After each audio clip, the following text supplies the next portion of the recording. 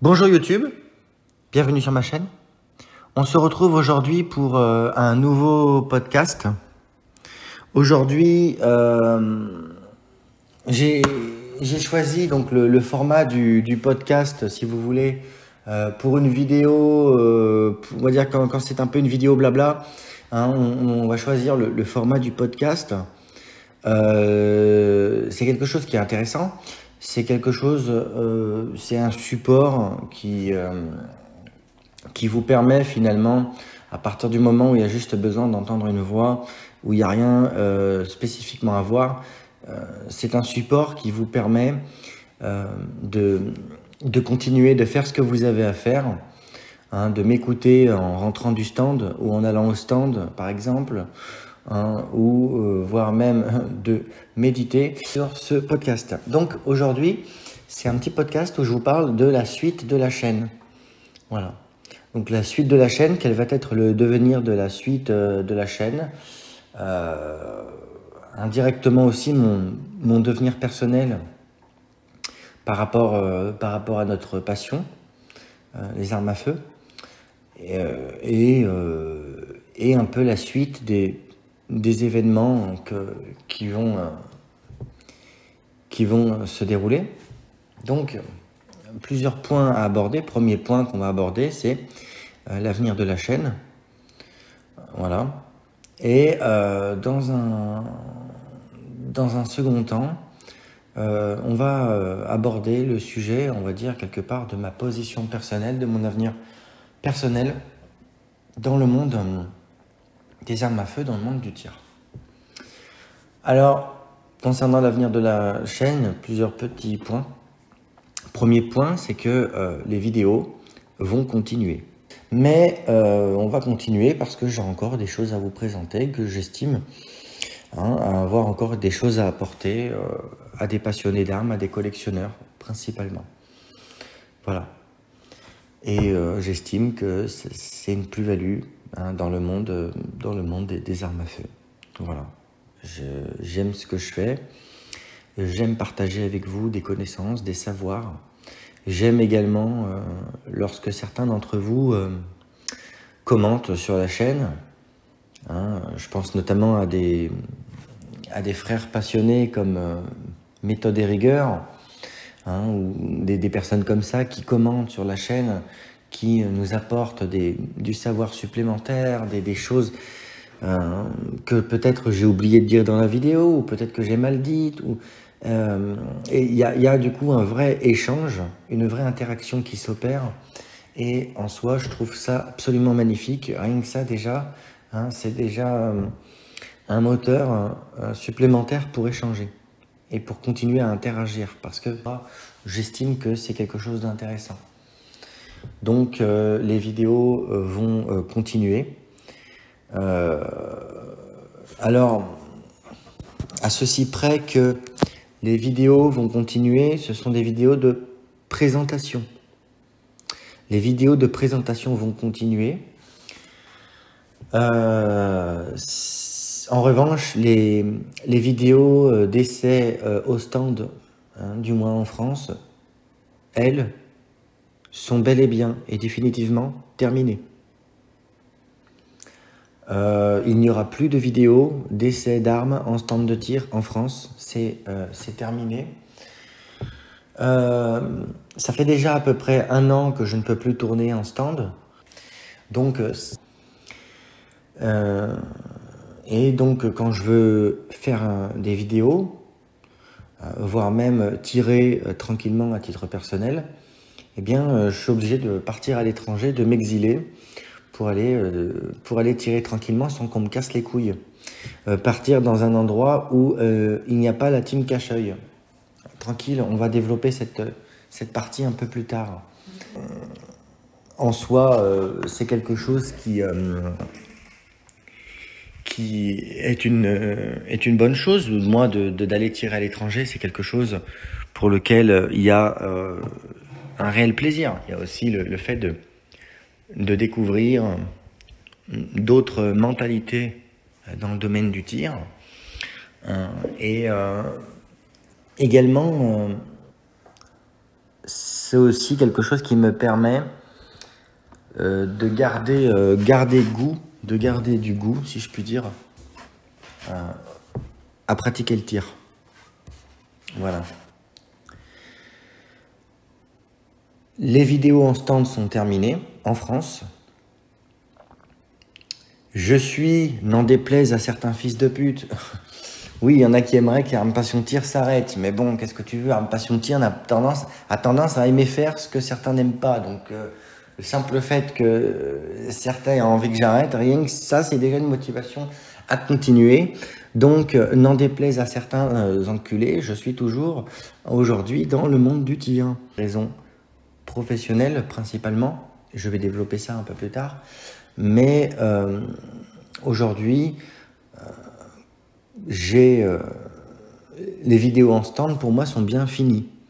Elles sont finies pour deux raisons. Elles sont finies finalement, et quelque part c'est un bien.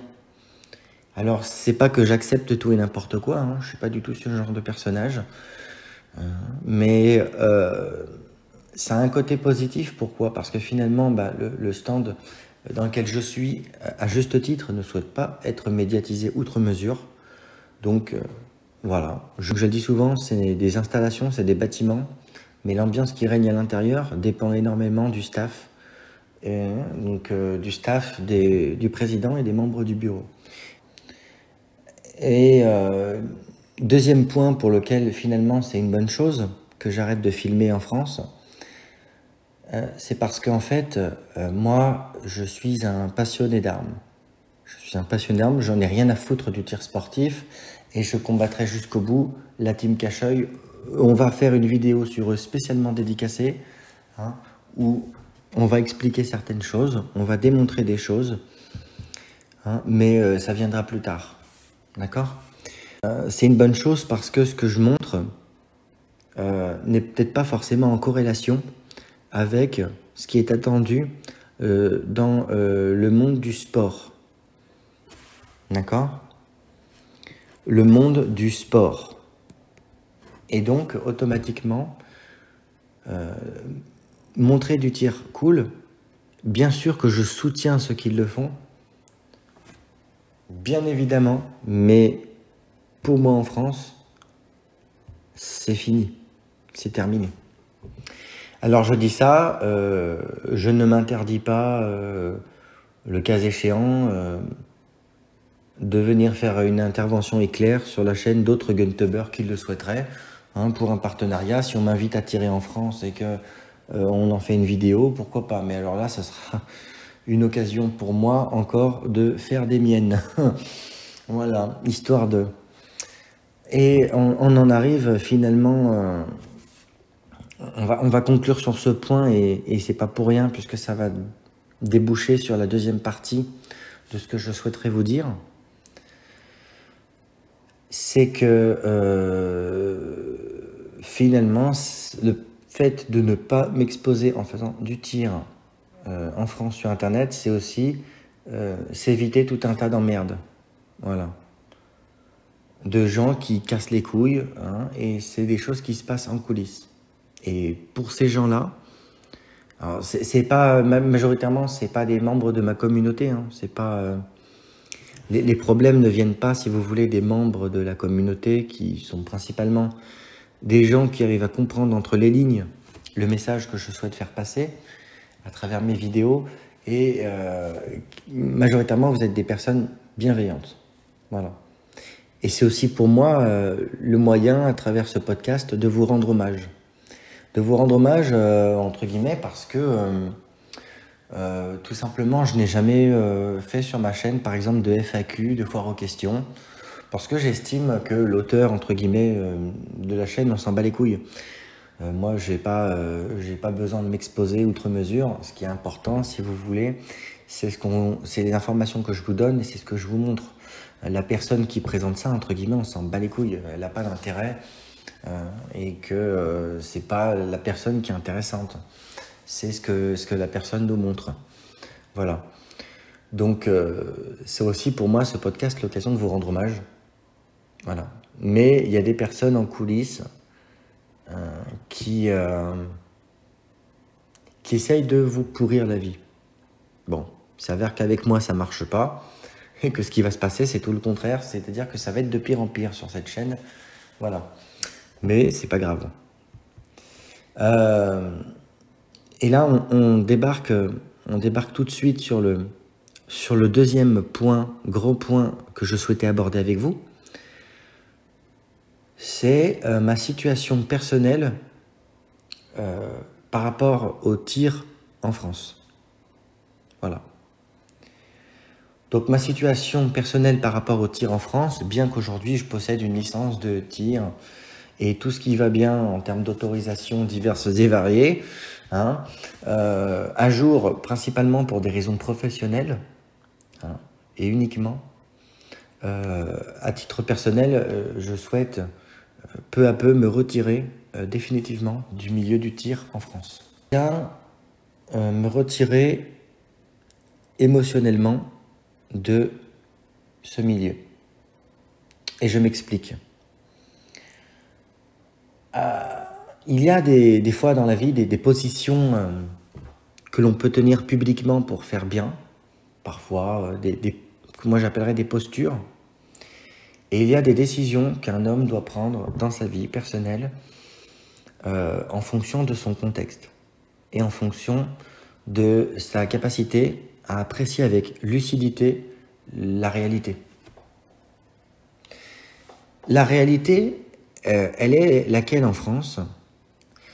Nos armes sont détenues à titre sportif, au titre du sport.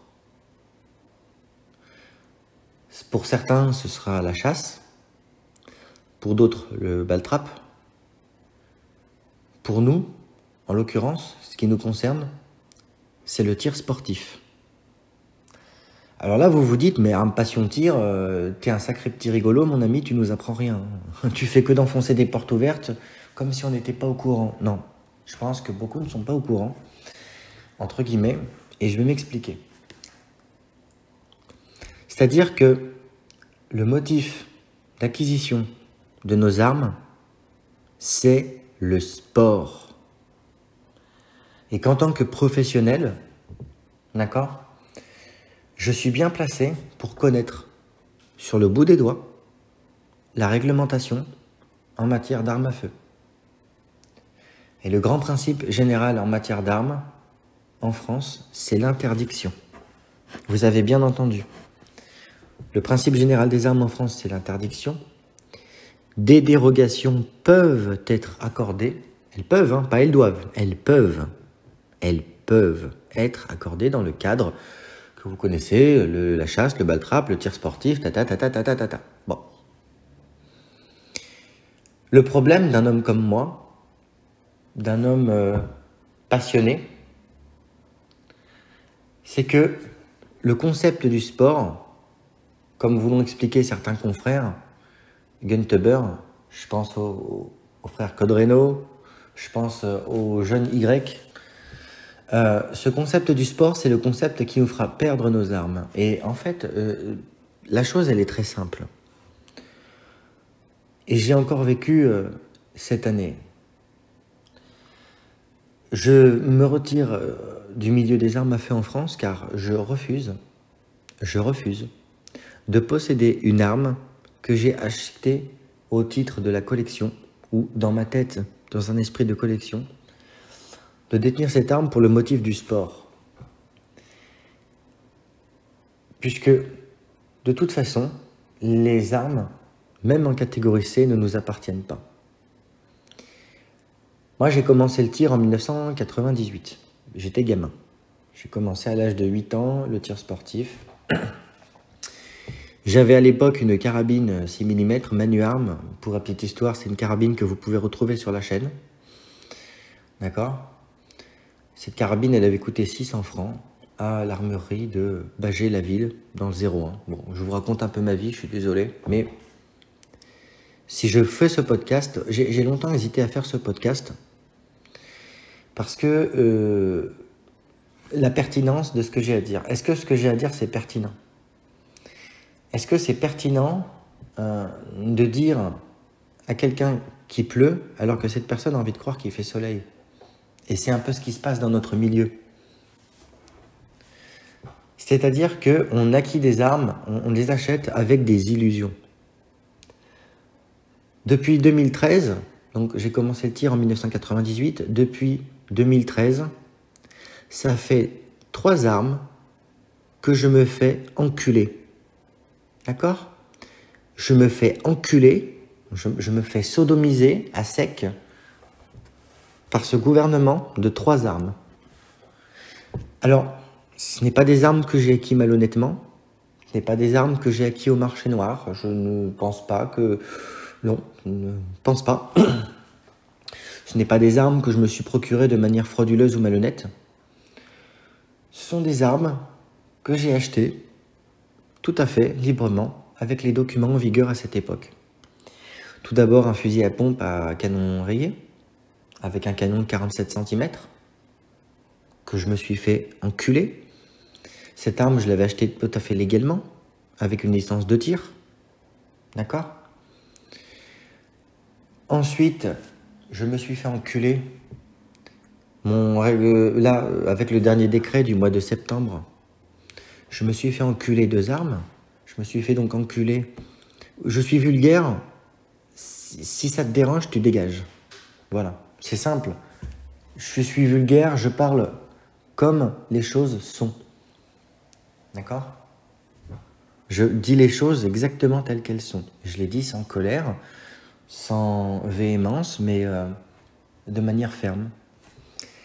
Donc avec le dernier décret, je me suis fait enculer un revolver d'ordonnance suisse 1882 modifié en 1929. D'accord ? Et puis je me suis fait enculer une carabine USM1. Donc une carabine semi-automatique en 2+1. D'accord ? Alors, vous allez me dire, qu'est-ce que tu entends par se faire enculer ? Ce que j'entends par là, c'est que ce sont des armes que j'ai acquis pour les 2 dernières, donc le revolver d'ordonnance suisse, donc en catégorie D. C'était une arme qui se situait à la linéa E de la catégorie D. Donc c'était une arme qui est antérieure au 0101-1900, donc en vente libre, que j'ai acheté donc librement. Et puis également, je me suis fait enculer la carabine USM1. Donc la carabine USM1, c'est une carabine donc semi-automatique avec un chargeur inamovible en 2+1. Arme que j'ai acquis avec une licence de tir, tamponnée par médecin obligatoire à l'époque, plus tampon, enfin signature du président du stand de tir. Et ces armes sont d'un coup passées en catégorie B. Catégorie B, ce sont des armes détenues exclusivement par des tireurs sportifs.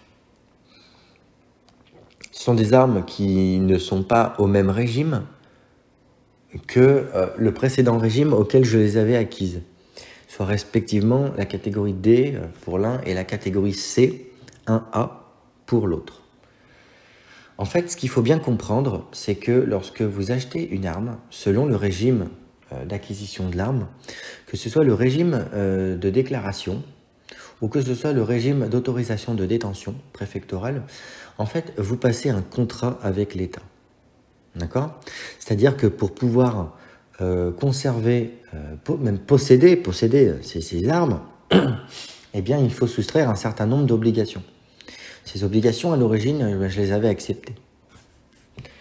D'accord ? Et donc, ce contrat, lorsque j'ai acquis ces armes, je satisfaisais pleinement au contrat. En échange, je pouvais posséder ces armes, donc en ce qui concerne la C1A, de manière définitive.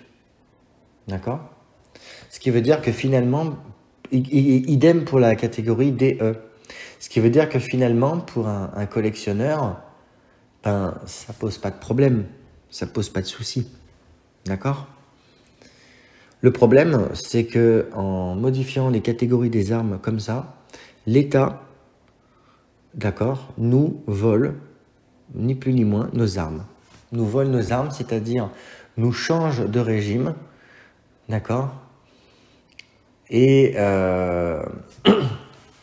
elle nous change de régime et nous contraint finalement, si on n'accepte pas le nouveau régime, à nous dessaisir de nos armes. Alors, certains d'entre vous vont me dire « Oui, mais arme passion tir, toi t'es un peu tatillon, après tout t'es dans un club de tir, qu'est-ce qui t'empêche de demander une autorisation de catégorie B pour détenir tes armes ?» En fait, je t'explique, espèce d'abruti, mes armes, je les ai pas achetées pour les détenir, sale connard, je les ai achetées pour les posséder. T'as compris? Oui, c'est la réalité. Parce que ma USM1, prenons par exemple le cas tout à fait hasardeux d'une carabine USM1, une carabine donc qui passerait, qui serait donc en catégorie C1A et puis qui passerait donc en catégorie B. Du coup, j'ai une question à te poser, toi, guignol, qui te met à quatre pattes régulièrement devant les nouveaux décrets, sans réfléchir. Tu as acheté ta carabine pour une collection. Tu as acheté ta carabine, cette carabine, elle a une histoire. Actuellement, le canon de ta carabine USM1, il fait 46 cm. D'accord? Si demain, on estime que pour rester dans la catégorie B, sur ta carabine USM1, tu dois faire une rallonge de canon pour la passer à 90 cm. Bah, du coup, pour continuer à détenir ce que tu crois posséder, qu'est-ce que tu vas faire? Bah, tu vas mettre ta rallonge de canon à 90 cm. Et puis, si demain, on décide que les chargeurs inamovibles, les chargeurs amovibles, pardon, à 15 coups sur une USM1, doivent devenir des chargeurs inamovibles à 5 coups. Si on estime que demain, pour rester en catégorie B, ton arme, elle doit avoir un chargeur inamovible à 5 coups. Du coup, pour conserver ta merde qui t'appartient pas, tu vas devoir, eh bien, faire brider ta carabine et la mettre avec un chargeur inamovible à 5 coups. Et puis si on estime que ceci, et puis si on estime que cela, à chaque fois, tu devras finalement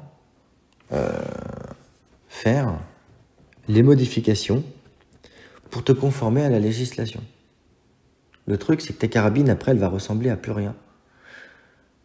On voit par exemple ce qui s'est passé avec les anciens, ce qu'on appelle nos anciens calibres de guerre. Les MAS 36, qui ont été recalibrés en de calibre un peu zinzin, en 300 Win Mag par exemple. Bah maintenant que ces anciens calibres de guerre, donc pour le MAS, le 7.5 par 54, sont repassés en catégorie C, tous les espèces d'abrutis qui ont recalibré leur fusil à l'époque pour se mettre en conformité, ils ont l'air bien cons. Parce que leur machin, il est dénaturé.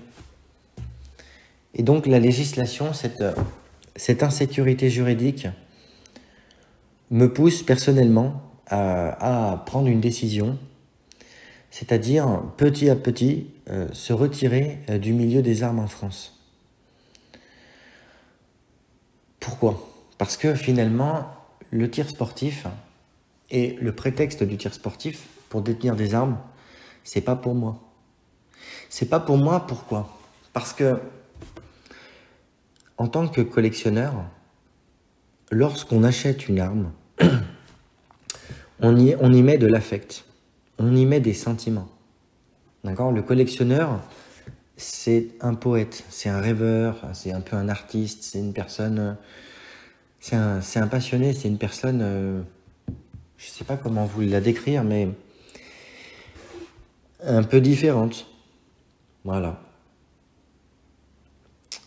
Et ces armes, on les achète et on a un attachement. On a un attachement pour ces armes. Moi, quand j'ai acheté ma carabine USM1, bah, j'avais un attachement pour cette carabine. Et je l'ai achetée en plus avec la certitude de pouvoir la conserver définitivement. Et au final, j'en viens à me la faire spolier sans raison valable. Ou alors, bon, allez. Ou alors, Ou alors je me trompe. Je me trompe si vous arrivez à me démontrer que les carabines USM1 vendues en 2+1 avec une licence de tir à l'époque, donc tamponnée par médecin et tamponnée par le président du club, plus le tutti quanti qui va avec, sont des armes qui causent des nuisances à la sécurité publique. Alors si vous arrivez à me démontrer ça, j'ai tort. Et j'accepte de me remettre en question. J'accepte également de me remettre en question si vous me démontrez que, par exemple, des revolvers d'ordonnance suisse 1882 modifiés en 1929, utilisant la munition 7.5 suisse, sont des munitions, sont des revolvers qui posent un grave trouble à la sécurité publique. Alors là, effectivement, j'accepterai de me remettre en question. Maintenant, si vous n'arrivez pas à me démontrer ça, quand on voit ce qu'on voit et qu'on entend ce qu'on entend, on a bien raison de penser ce qu'on pense. Et je rajoute ce petit passage pour ceux qui ont l'idée plus ou moins saugrenue de vouloir s'équiper pour des motifs de défense. Eh bien, non pas que vous ayez tort sur le fond, mais en fait, c'est une hérésie, c'est une chimère. C'est complètement con de miser sur une autorisation de détention de catégorie B. Je vous ai déjà fait une vidéo à l'époque, il y a quelques années, qui s'appelait Survivalisme et détention d'armes de catégorie B, où je vous ai déjà dit ce que j'en pensais, et en fait, ça n'a pas changé, voire même les éléments récents tendent à prouver que j'avais raison à l'époque. Voilà, je ne reviendrai pas sur les événements. On a un jeune camarade qui a clamé devant une émission de télé tout haut tout fort quelque chose. Malheureusement, s'en est suivi ce qui s'en est suivi. D'accord ? À l'époque où je vous parlais de la détention d'armes, du survivalisme, et détention d'armes de catégorie B, tous les éléments récents qui sont apparus dans l'actualité nous concernant tendent malheureusement à démontrer que j'avais raison. Voilà. Donc, effectivement, l'insécurité grandissante de ce pays peut également être une raison de se barrer. Voilà. Puisque de toute façon, à partir du moment où l'État a le moindre soupçon que vous soyez une personne dangereuse, vos armes, on vous les retire. Un propos de travers sur les réseaux sociaux et vos armes, on vous les retire. Sans vouloir citer cette personne, j'ai une anecdote. J'étais à l'armurerie mercredi pour accompagner un ami qui faisait quelques achats. Voilà.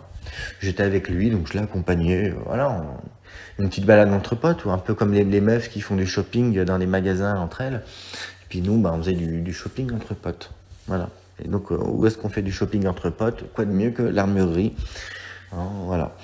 Et je discutais avec un tireur qui était tout content. Et je dis pas ça avec malveillance. Sur le fond, il a raison, mais qui était tout content de me dire que si jamais il avait une embrouille en voiture, une altercation, il ne fallait surtout pas descendre. Parce qu'au moindre propos violent, il risquait de se faire retirer ses armes. Et qui vivait dans la peur constante, finalement, de se faire retirer ses armes. Voilà. Moi, personnellement, ce contrôle permanent sur ma personne, ça ne m'intéresse pas. Je suis une personne pragmatique, je suis une personne libre. Et pour les personnes qui s'équipent dans le domaine de la défense, l'arme à feu dans le contexte de pouvoir, finalement de pouvoir de dissuasion, cet objet de pouvoir finalement est retourné contre vous, puisque pour garder ce prétendu objet de pouvoir qui vous servira peut-être jamais, bien vous êtes prêt à toutes les bassesses et à toutes les soumissions. Ça c'est une réalité, ça concerne les personnes, ce petit passage concerne les personnes qui s'équipent dans l'optique de la défense. Voilà.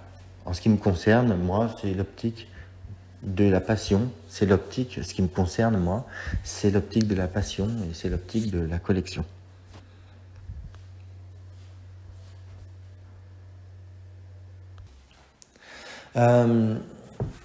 Du coup, ces armes, pour le collectionneur, la perte de ces armes, c'est une souffrance.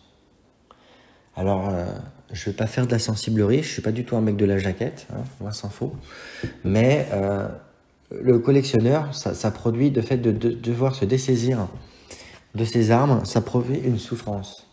Et c'est pas parce que de toute façon tu la passes en catégorie B que tu pourras la conserver.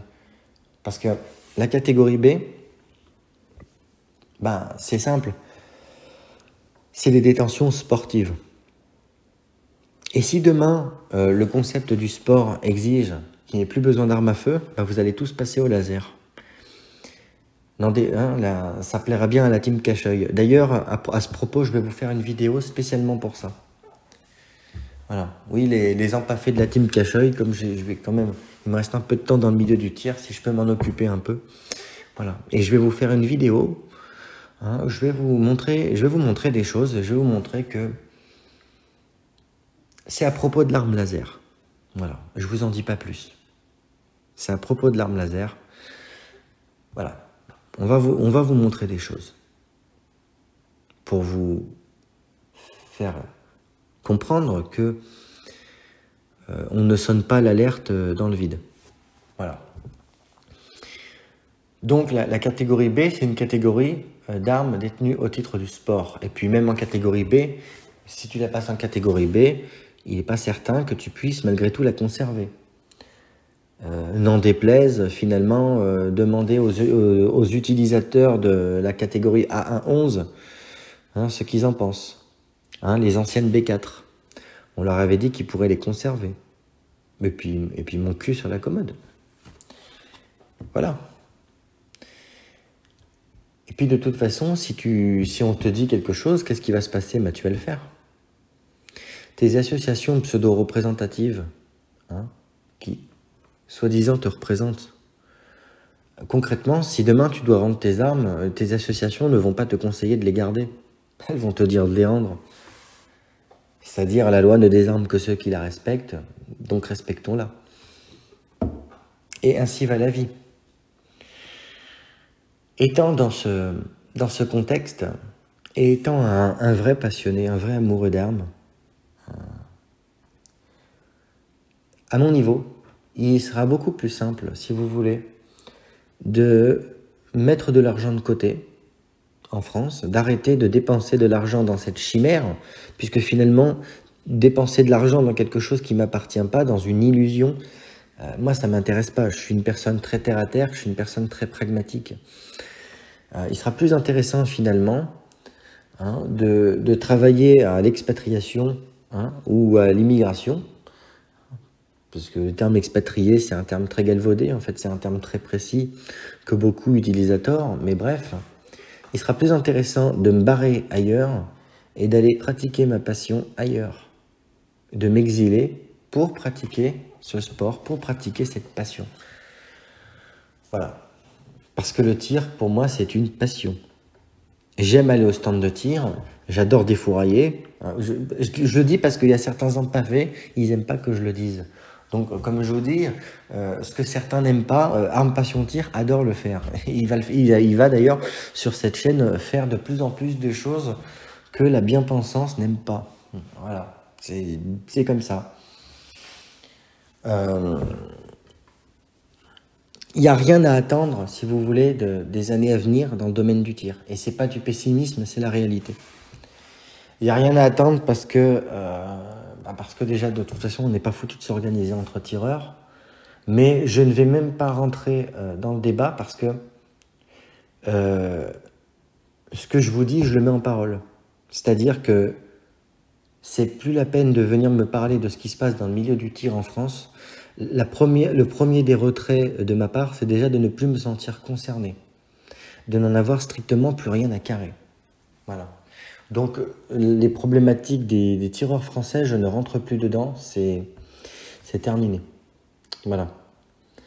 J'ai déjà la chance, on va dire professionnellement, d'aller tirer à l'étranger. Je vais continuer, si vous voulez, à travailler pour partir, tout simplement. Les armes à feu, le tir, cette passion, cette chose qui me procure de la joie, du plaisir, du bonheur, mérite que je me casse d'ici, pour aller la pratiquer ailleurs. Alors après, ça, c'est à chacun de voir. Ou vous êtes des personnes de conviction et vous pouvez finalement comprendre, adhérer finalement à ce que je dis. Ou alors finalement, pour certaines personnes, c'est juste une petite passion comme ça, c'est juste une activité du samedi, et finalement, aucune raison de s'inquiéter de la loi. Voilà. Et puis si demain toutes les armes sont retirées, hein, comme ça m'a été dit par certains tireurs, nous rendrons nos armes, hein, et parce que nous avons tous chez nous notre petit confort personnel. Voilà. Donc, en ce qui me concerne, je ne vais pas passer mon temps à me battre contre des moulins à vent, à me battre contre des chimères. Le cadre réglementaire, finalement, est ainsi. À certains qui s'en prennent à Darmanin, ouais, Darmanin il est méchant, Darmanin ceci, Darmanin cela. À ces gens-là, je voudrais dire ceci. Le problème, c'est pas Darmanin. Le problème, Darmanin agit dans un cadre réglementaire, d'accord, et simplement dans un cadre réglementaire. Voilà. Donc, commencez déjà à changer le cadre réglementaire. Quoi ? C'est-à-dire le cadre réglementaire, ce dont je vous parlais au début de ce podcast, c'est-à-dire l'inverse serait le principe général des armes, c'est l'autorisation pour tous, des dérogations dans le cas de violence, actes de délinquance, tati. C'est-à-dire que ce serait le contraire de la doctrine aujourd'hui. Ah, mais sauf que là, bizarrement, on peut rien faire. Hein. Ah, ouais. Voilà. Voilà pourquoi, de toute façon, les associations et les luttes et les machins, c'est de toute façon pas concret. Parce que de toute façon, il n'y a personne qui va changer le cadre réglementaire. Autre chose concernant vos associations que je respecte, puisque je suis adhérent, et que de toute façon, en tant qu'adhérent, j'ai aussi le droit de dire ce que je pense. Voilà. Le jeu pervers qu'ont joué les associations, qui était d'accepter de donner beaucoup pour recevoir un peu, en fait, ce jeu, mes petits gars, c'est en train de se retourner contre vous. Parce qu'il y a un truc qu'il ne faut pas oublier. D'accord ? On va parler un peu de négo. Ayant dans ma vie déjà fait de la négo, donc de la négociation, je peux vous dire un truc. En négociation, il y a une règle de base. La règle de base, c'est que le fort ne négocie pas avec le faible. Je répète, le fort ne négocie pas avec le faible. C'est la première règle de base qu'on apprend quand on fait de la négociation. D'accord ? Sur des gros contrats ou ce qu'on appelle des contrats à fort enjeu ou des diverses choses. Voilà. Et les personnes qui sont dans le camp d'en face, qui sont de l'autre côté, ces personnes le savent très bien. Et ces personnes ont bien compris. Je te donne un exemple. C'est un exemple tout à fait hasardeux. Hein. Si toute, comment dirais-je, ressemblance à une situation réelle serait purement fortuite. Imaginons par exemple que je décide que les catégories A1-11 doivent être restituées. Le camp d'en face fait un recours. Le recours est rejeté. Est-ce que les tireurs vont rendre leur A1-11 ? Oui. Oui. Donc pourquoi finalement négocier avec vous ? Vous rendez vos armes, point barre. Vous rendez vos pétards, point barre. Voilà. C'est tout. Et c'est comme ça. Et c'est comme ça que ça fonctionne. Donc pourquoi négocier avec vous ? Vous ferez de toute façon ce qu'on vous dira de faire. Inexorablement. Donc quel est l'intérêt de négocier avec vous ? Aucun. Et les techniques utilisées par nos associations, qui sont des techniques courantes en négociation, ces techniques-là, les gens, entre guillemets, au pouvoir, ils les connaissent bien. Ils savent très bien comment ça fonctionne, puisque c'est eux-mêmes qui les ont initiées, ces techniques de négo. Qu'est-ce que tu crois qu'on apprend à l'ENA ? Hein? Donc, il n'y a pas spécialement d'avenir dans le monde du tir en France pour moi. En France, à titre personnel, ça ne m'intéresse plus. Alors bon, bien sûr que dans mon cœur, ça m'intéresse. C'est pas du tout la fin de la chaîne, pas tout de suite. Voilà ce qu'il faut retenir. Ce qu'il y a à retenir dans ce podcast, c'est que il y aura encore des vidéos sur la chaîne. Une petite info que je vous donne en fin de podcast pour ceux qui auront eu le courage de m'écouter jusqu'au bout, blablater, c'est que une collaboration a été mise en place avec la revue Action. Je vais également vous écrire, donc rédiger des bancs d'essai dans la revue Action sur certaines armes. J'ai un rédacteur en chef qui se reconnaîtra, je lui passe une dédicace, un rédacteur en chef qui est très très cool. Et c'est plutôt sympa d'avoir une personne qui vous fait confiance et qui vous donne carte blanche pour écrire finalement sur votre passion, pour écrire sur quelque chose que vous aimez, qui vous tient à cœur et qui vous laisse également choisir le sujet. Et oui, la revue Action, c'est pas BFM-VC, hein, j'ai pas de contrat spécial avec le pouvoir en place. Et du coup, j'ai cette liberté d'écrire ce que j'ai envie d'écrire sur des sujets qui me semblent intéressants. Donc c'est quelque chose que je vais m'atteler à faire cette année. Donc la chaîne, ce qu'il faut retenir de ce podcast, c'est que sur le plan des vidéos YouTube, la chaîne continue. D'ailleurs, la semaine prochaine, encore une nouvelle vidéo. Il y a encore de la bombe qui arrive sur la chaîne. Faites-moi confiance. Des vidéos continuent. En revanche, à titre personnel, pour moi, dans le monde du tir en France, c'en est fini. Alors, mais je vais me retirer peu à peu du monde du tir en France. Voilà. Je vais me retirer petit à petit du monde du tir en France pour aller bâtir ma vie ailleurs, tout simplement. Je n'exclus pas l'idée de faire des interviews éventuellement, des interviews si d'autres guntubers veulent discuter avec moi, je suis tout à fait prompt à ça, j'ai pas de problème avec ça. Je suis une personne sociable, hein, donc parler avec les gens, ça me dérange pas. Voilà. Y compris les empaffés de la team Cacheuil. Oui, je sais, c'était gratuit, mais c'est pas grave. Puisque au moins ça permet de mettre à jour et de percer leur stratégie et de la faire comprendre au plus grand nombre. Puisque c'est pas... cette opposition, entre guillemets, à ces personnes n'est pas gratuite. D'accord ? Et voilà ce qu'il y a finalement à retenir de ce podcast. Voilà. C'est des vidéos qui vont continuer. Et sur le plan personnel, mon retrait du monde du tir en France. Voilà. Donc, ça fera polémique si certains veulent que ça fasse polémique. Moi, je n'ai pas tenu de propos polémiques outre mesure.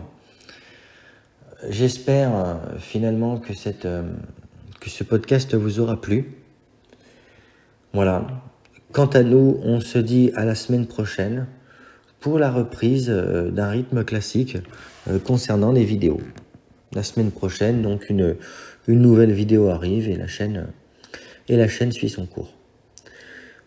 Quant à moi, je vous souhaite une très très bonne semaine et bien sûr, selon la formule consacrée, bon tir!